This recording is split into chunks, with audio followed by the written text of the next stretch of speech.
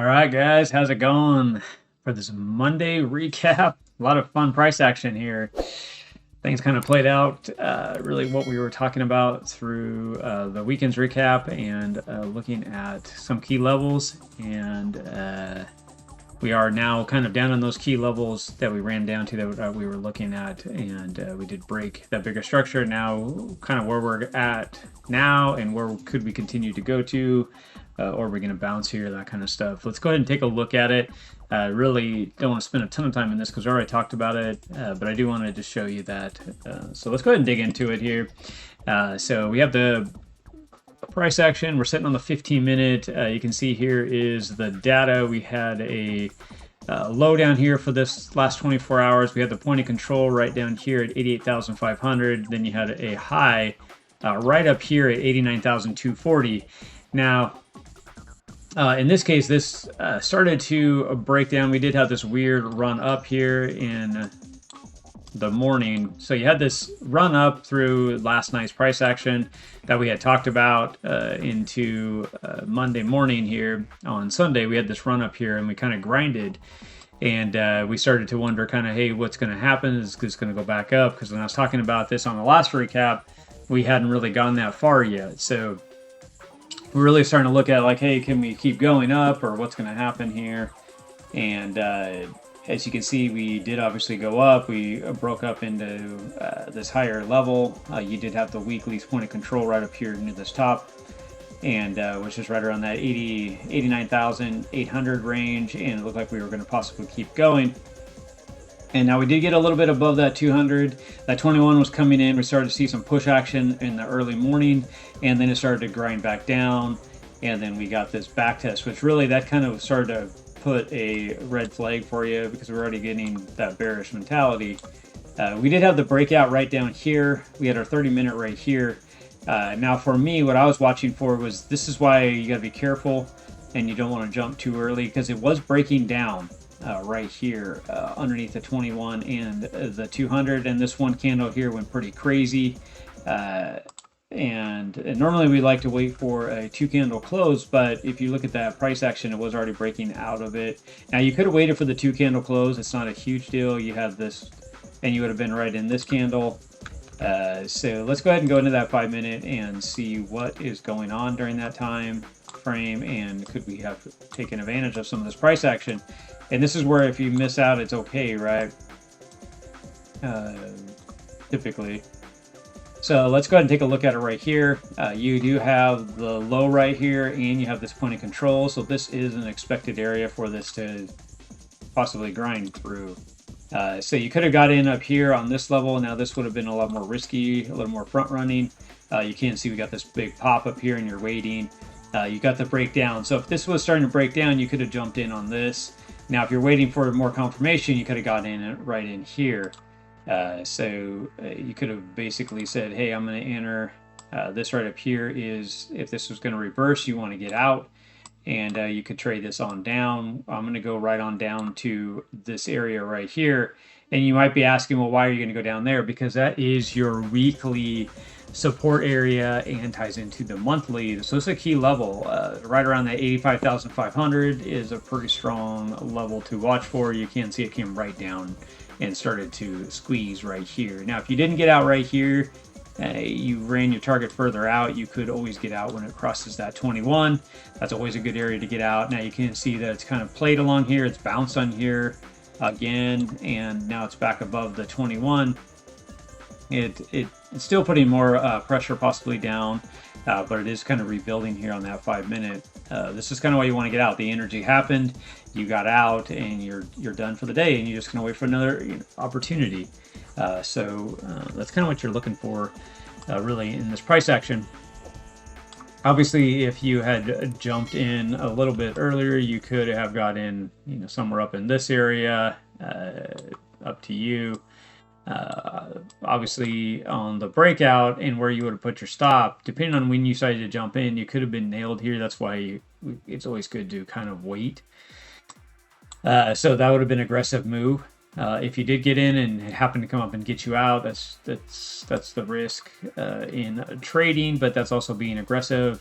Or you could have waited for it to go down, like what I was calling here, and it got confirmation. Now you jumped in here, and this could have started to grind back up. In worst case, you probably would have got out somewhere right in here. It could have bounced straight up, I guess, and took you out before it hit that 21. But as this grinded down, you definitely want to start moving your stop down into that break even. And even as it started to grind and then broke down again for the rest of the day. So that's basically the price action and getting your hands on it and taking advantage of opportunities. Well, how did I set this key levels? Again, we use AI. It's called the Kabroda Trading Battle Box, is what it is actually. And we use it quite a bit. When you watch our live stream, you can see that interaction. So that's Tuesday, Wednesday, and Thursday. So you'll see that at 8 o'clock Central Standard Time. And you can get in there and ask any questions you want. You can interact. You can see the levels. You can see how it's being built on here, how we use the fixed range volume profile, you know, how we're using our indicators here to take advantage of that. So that is what you could be looking forward to. Definitely watch it on the live. You can always put comments and stuff in our recaps and get information as well. So that is this recap of the price action. Now I'm going to go ahead and give you a little bit more if you want it. So if we go out to the 4 hour, you can see the 4 hour still grinding down. It's still bearish here. This looks definitely like we were talking about before, that this looks like it wants to go ahead and grind out at least, or come a lot lower down in this space. Right through here. This is definitely still bearish. It's still getting pushed down. The 1 hour right now is trying to reverse. It did do a lot of exhaustion through here. But the one thing I will point out, if we open this up, so you have the lower low originally, then it ran back up, and now it created a lower low on that compared to this other lower low. So also price action is the same way. So there's no divergence in here yet. They're agreeance. So this could easily continue on down. You do have your 200 starting to roll over. You have your 21 pushing down as well on these time frames, and the 4 hour is the same. You have your 200 that was coming down and your 21 coming down. Obviously here was that breakout area that you saw me draw and talk about. If you're watching that weekend recap here, you'll see this and it'll show quite a bit. To talk about these levels, you can see this was the breakdown that I was talking about. It snapped back up and then came on down. Shows very bearish behavior. You did break the daily, so that is a big area that I'm watching now. You got the close. I was talking about this candle right here in this bigger pattern. Now this wick back up in here is what we saw on the 4 hour, but on this daily where it opened, it wicked up and then just came straight down. You can see that we're down in this area right now. Right now we're sitting at 86,387. Obviously the low for the day was right underneath that 85,500. This is still a strong line in the sand that I'm watching. Now, if you look at this bigger picture, we talked about this. If this breaks out, you're looking at coming down to 66 is what that target is. More than likely, you're going to land in this next support area. It's right around the 70,000. We talked about the 50% levels. If you just did a 50% drawdown, we could easily be looking at the 78,000. 79,000 level, and then around 77.5 is kind of that halfway point. If this just drops about half of what it dropped already, so those are all both good movement in both good areas. We do see the daily still giving us that potential. So this is rolling over. This is about ready to cross. This is already crossed on the RSI. You do see the RSI starting to round out. Could come back down in this area. This is flowed down with it, cross back over, and we can see the run up later, or see it kind of start to grind down here, which that's kind of really honestly what I want to see. The MACD, obviously, fast moving average are going to cross over. We do see this rolling over as well. So it does have very, very bearish settlement here with the other indicators. Also, if we go out to that 3-day, we did lose 3-day on crypto. Are good charts to always look at. You can see that we had been fighting in this area as we lost it originally. We came down and then we started to fight back up, and this is that flag we're talking about on the daily. We have broke down through that also broke out of the pattern and broke down. So I do kind of expect this to start to possibly kind of roll over, and then we get this cross here, and this more likely will push price on down. That is the 3-day, and then you're out to your weekly. The weekly is showing a little bit of rotation here. Now this is still coming down.